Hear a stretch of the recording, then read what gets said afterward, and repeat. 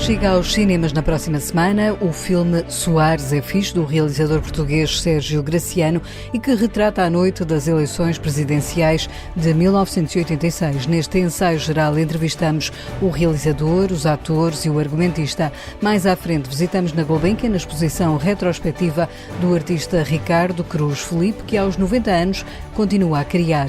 Ouvimos o comentário de Guilherme de Oliveira Martins sobre esta mostra e ouvimos o segundo disco de originais dos Clube Macumba, a nova banda de Tó Trips. Seja bem-vindo ao ensaio geral. Mário Soares, Freitas do Amaral, Taco Taco. Vai ser uma noite longa. A longa noite foi a de 16 de fevereiro de 1986. O país escolhia quem seria o próximo presidente da República. Sabes o que é que se diz de lançar os foguetes antes da festa? Se ganharmos no Porto... Sim, mas mesmo ganhando o Porto, isto vai ser apertado. São as presidenciais. Por um voto se ganha. E por um voto se perde. Freitas do Amaral e Mário Soares batalham até ao último voto naquelas que foram as primeiras presidenciais a eleger o primeiro chefe de Estado Civil da jovem democracia portuguesa. A história é agora contada no filme Soares é Fixe, que chega na próxima semana aos cinemas pela mão do realizador Sérgio Graciano, que optou por escolher um episódio particular da história. Eu acho que nós, às vezes, caímos nesse erro de querer documentar tudo e depois fica uma história super elíptica, sem ligação. Num filme, acho que a melhor opção é contar um momento importante da vida de cada uma das pessoas mais importantes, ou neste caso a biografia do Mário Soares. Até porque isto não é um documentário, é um filme com ficção. É um filme com ficção, muito baseado na verdade, mas também com alguma inspiração de quem escreve e de quem realiza, claro. Que momentos é que não puderam faltar para contar esta história de Mário Soares? Não puderam faltar, curiosamente, um telefonema do Mário Soares com a Freitas do Amaral, uma rosa amarela, a da Maria Barroso, o Olho que Não, do Cunhal para Mário Soares, mesmo fora do tempo, metemos essa cena no filme porque é tão icónica, e o resto é ali uma interpretação. Quem ajudou a cozer toda a trama foi João Lacerda Matos, o argumentista que ao escrever também recorreu às suas memórias. Eu tinha só 12 anos em 86, mas lembro-me perfeitamente desta noite eleitoral. Estive na rua também. Para mim era muito orgânico escrever para Mário Soares. Depois há momentos que é óbvio que têm que estar, as palavras têm que ser aquelas que foram ditas, por exemplo, o debate com Álvaro Cunhal, a noite das eleições, o discurso final, não é? Esse não podemos escapar às palavras. Há muito material, muitas entrevistas que Mário Soares deu, muitos artigos que foram escritos, livros que foram escritos, e eu acho que esse era o pano de fundo para poder ter a certeza do que se estava a escrever. Já apuradas, Freitas do Amaral vai em Isto não quer dizer nada. O norte é sempre mais à direita. O norte e a Madeira. O filme Soares é Fixe é protagonizado pelo ator Tony Anquito, que arriscou encarnar o papel de Mário Soares num momento da vida da qual ele próprio se recorda. Foram umas eleições muito importantes, não é? 12 anos de democracia, o primeiro presidente civil. O Mário Soares já não era novo, portanto este é um vai ou racha, não é? Ou ele caía no esquecimento ou vencia as eleições. E depois é uma figura muito divertida, é muito característico. A maneira dele falar, a maneira dele se mexer, a maneira como ele se apresentava. E pronto, eram só tudo desafios incríveis, e há um momento em que tu pensas assim, pá, bolas, queres experimentar, não é? Se alguém confia em mim, então bora lá partir assim para um desconhecido, seria fixe. E tua mãe? Está a fingir que não está nervosa, mas já leu o mesmo artigo do Expresso 10 vezes. Vai fazer-lhe companhia. No papel de Maria Barroso está a atriz Margarida Cardial, que trabalhou os detalhes da vida da mulher de Mário Soares. A forma de estar, a fisicalidade, o facto de enrolar os R's, a forma pausada de falar, um português imensamente correto. Portanto, tudo isso, evidentemente, está lá, e trabalhei sem perder nunca isso de vista. Tudo o resto foi encontrar o espírito desta mulher e os sentimentos, as emoções de cada cena. O grande adversário de Mário Soares foi Diogo Freitas do Amaral, que surge no filme desempenhado por Tiago Fernandes, que procurou aprofundar o seu conhecimento sobre o então candidato que levou às urnas o slogan "Para a frente Portugal". Acima de tudo, alguém muito vertical, muito cordial, dono de um sentido de humor peculiar, que gostava de rir nas suas intervenções. Vemos sempre uma história com um lado engraçado e que dispunha bem. Por outro lado, alguém muito interessado do ponto de vista cultural, não é? Ele escreveu peças de teatro, era um apreciador de ópera e alguém com uma elevação e uma bagagem cultural acima da média, na verdade. O filme lança, no entender do argumentista João Lacerda Matos, uma reflexão para o Portugal que está a comemorar 50 anos do 25 de Abril. Eu acho que é muito importante trazer as memórias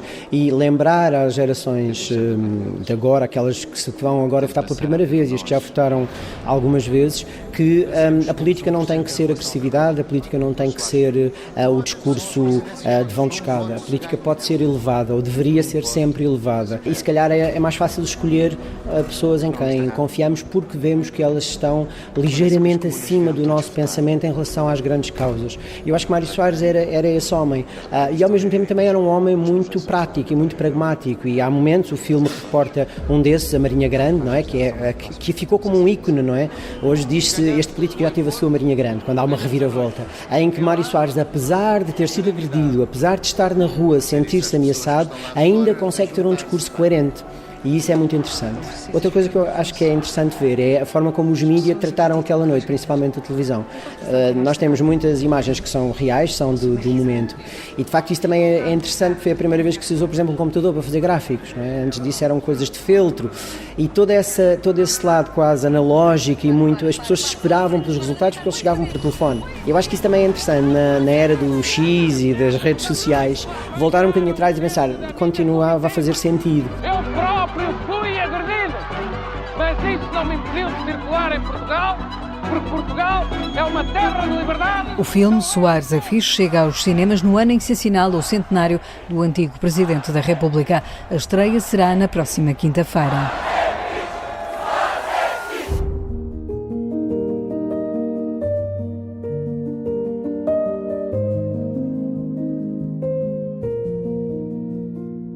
Está a completar 90 anos de vida. O artista Ricardo da Cruz Felipe vê agora a sua obra a ser exposta numa retrospectiva da Fundação Carlos Gulbenkian em Lisboa. São mostradas 57 pinturas que marcam a evolução do artista desde a década de 70. São 6 décadas de trabalho de um artista que explora várias técnicas. O Cruz Felipe é um artista misto entre a pintura e a fotografia e é um pioneiro em Portugal nesta técnica que é a fotossensibilização de telas. Foi ele e o Sá Nogueira que nos anos 60 desenvolveram pioneiramente esta técnica. É uma técnica pop, é uma técnica que vai buscar imagens e que as adultera, recondiciona-as na tela, depois com pintura, com intervenção de pintura. E, portanto, é um artista que ainda está vivo, é um herdeiro dessa grande matriz de trabalho nascida nos anos 60, uma pessoa profundamente culta, é um pintor que os críticos de arte, enfim, designam como culto e de culto. É, de facto, um pintor que tem um círculo de admiradores e já fiéis, tanto como praticamente 7 décadas, porque ele começou a trabalhar nos anos 50, autodidaticamente.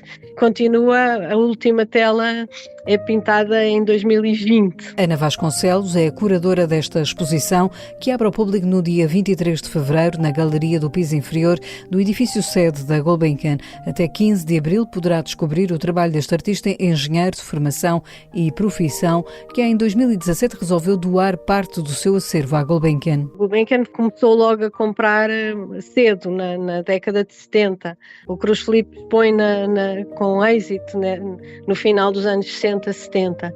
E a coleção já tinha obras e ele em 2017 faz uma doação de algumas obras. E é nessa altura que eu começo verdadeiramente a trabalhar com ele e que ele mostra interesse em fazer uma derradeira, uma despedida, uma derradeira exposição. Eu nunca tinha trabalhado assim, num fio tão aguçado de tempo com um artista e de uma maneira intensa, de alguma maneira, porque para ele é de facto uma saída de cena, uma despedida. Portanto, isso também me levou a rever as obras no espólio e a ser encaminhada, no fundo, por ele para um contexto mais aprofundado sobre a sua obra. A exposição nasceu em estreita colaboração com o artista que, a partir de 2005, começou também a explorar a técnica da fotografia. Juntamente com a imagem, com a fotografia e também essa apetência pela fotografia, não é? Que é um meio por si muito técnico, tecnológico, que exige de facto um domínio de instrumentos. A fotografia afirma-se também nestes anos com um procedimento técnico forte. E o Cruz Filipe alia essa grande sedução que sente pela imagem e pela comunicação da imagem, também é um gosto aprofundado pela música. A primeira obra exposta, que é quase uma obra de caráter biográfico, data de 55 e é um pequeno apontamento sobre um concerto, uma música de câmara. No âmbito da retrospectiva, que tem entrada gratuita, será editado um catálogo com reprodução de todas as obras expostas e textos de Raquel Henriques da Silva, João Pinheiranda, Bernardo Pinto de Almeida e Ana Vasconcelos. Quem nos dá mais informações sobre esta exposição de Ricardo Cruz Filipe na Gulbenkian é Guilherme de Oliveira Martins, o nosso colaborador do Centro Nacional de Cultura. Cruz Filipe, modo de ver, é uma exposição retrospectiva na Fundação Gulbenkian de um pintor consagrado que apresenta obras realizadas desde a década de 1970, incluindo telas inéditas pintadas a partir de 2015, a par de um conjunto de trabalhos nos quais se conjugam a pintura e a fotografia. A exposição apresenta 57 obras que traçam a evolução da sua pintura até à produção mais recente, datada de 2020. A abordagem retrospectiva associa-se à criação de 10 pinturas inéditas que deram continuidade ao segundo ciclo da sua pintura dedicado à paisagem. O trabalho ganhou destaque em finais de 1960, sobretudo a partir de 1969, quando Cruz Filipe expôs pela primeira vez uma série de pinturas executadas sobre telas fotossensibilizadas, técnica de que foi um dos principais pioneiros em Portugal. Herdeiro de uma matriz pop, Cruz Filipe possui uma originalidade marcante e inconfundível pelo uso do processo de colagem de fragmentos de imagens que permite um especial modo de ver da criação artística, com particular destaque para a reconstrução da pintura italiana e flamenga dos séculos XVI e XVII. A complexa justaposição de imagens da pintura antiga liga-se a uma atuação pictórica de revelação e ocultação com um efeito mágico. Se no primeiro ciclo há um trabalho sobre o corpo humano, no segundo é a natureza que se torna protagonista. Mar, céu, terra, atmosferas líquidas e sublimadas. As preocupações são, no entanto, comuns, envolvendo o desassossego que se inclina para um sonho surreal. Eduardo Lourenço diz ser Cruz Filipe um homem de pudor e reserva, todo entregue à magia objetiva de sonhar perfeitamente acordado. E Lamartine vem à memória, a poesia será íntima, sobretudo pessoal, meditativa, grave. Uma extraordinária mostra na Gulbenkian, onde o autor regressa sempre.